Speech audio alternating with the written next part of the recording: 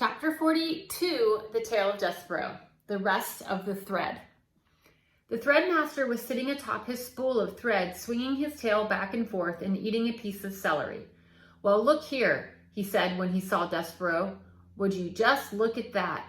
It's the mouse who loved a human princess back from the dungeon in one piece. The old threadmaster would say that I didn't do my job well, that because you are still alive, I must have tied the thread incorrectly.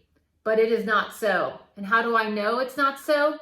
Because the thread is still around your neck." He nodded and took a bite of his celery. "I need the rest of it," said Despereaux. "The rest of what? Your neck?"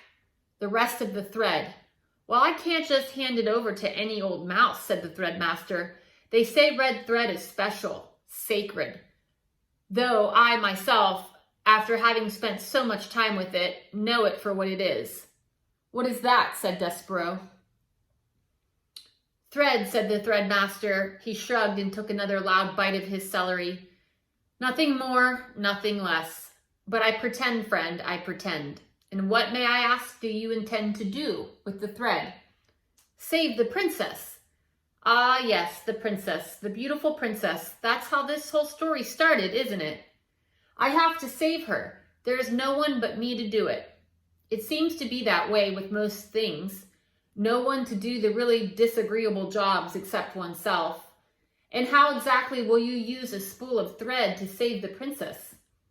"A rat has taken her and hidden her in the dungeon. So I have to go back to the dungeon, and it's full of twists and turns in hidden chambers." "Like a maze," said the threadmaster.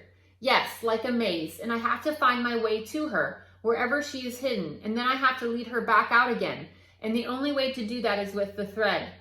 Gregory the jailer tied a rope around his ankle so that he would not get lost. As the mouse said that, he shuddered, thinking of Gregory and his broken rope, dying, lost in the darkness. "I," said Despereaux, "I will use thread." The threadmaster nodded. I see, he said. He took a meditative bite of his celery. "You, friend, are on a quest." "I don't know what that is," said Despereaux. "You don't have to know. You just have to feel compelled to do the thing, the impossible, important task at hand." "Impossible," said Despereaux. "Impossible," said the threadmaster. "Important." He sat chewing his celery and staring somewhere past Despereaux, and then suddenly he left off his spool. "Who am I to stand in the way of a quest?" he said. "Roll her away." "I can have it?" "Yes, for your quest." Despereaux put his front paws up and touched the spool. He gave it an experimental push forward. "Thank you," he said, looking into the eye of the threadmaster. "I don't know your name." "Hovis." "Thank you, Hovis. There's something else, something that belongs with the thread." Hovis went into a corner and came back with a needle. "You can use it for protection." "Like a sword," said Despereaux. "Like a knight would have." "Yes," said Hovis. He gnawed off a length of thread and used it to tie the needle around Despereaux's waist. "Like so." "Thank you, Hovis," said Despereaux. He put his right shoulder against the spool of thread and pushed it forward again. "Wait," said Hovis.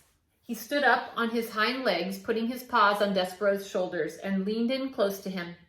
Despereaux smelled the sharp, clean scent of celery as the threadmaster bent his head, took hold of the thread around Despereaux's neck in his sharp teeth, and pulled it on it hard. "There," said Hovis. When the piece of red thread broke and dropped to the ground, "Now you're free. You see, you're not going into the dungeon because you have to. You're going because you chose to." "Yes," said Despereaux, "because I am on a quest." The word felt good and right in his mouth. Quest. Say it, reader. Say the word quest out loud. It is an extraordinary word, isn't it? So small and yet so full of wonder, so full of hope. "Goodbye," said Hovis, as Despereaux pushed the spool of thread out the threadmaster's hole.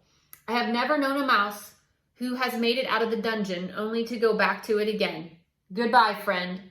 Goodbye, mouse among mice." Here's the photo of him getting the needle and thread.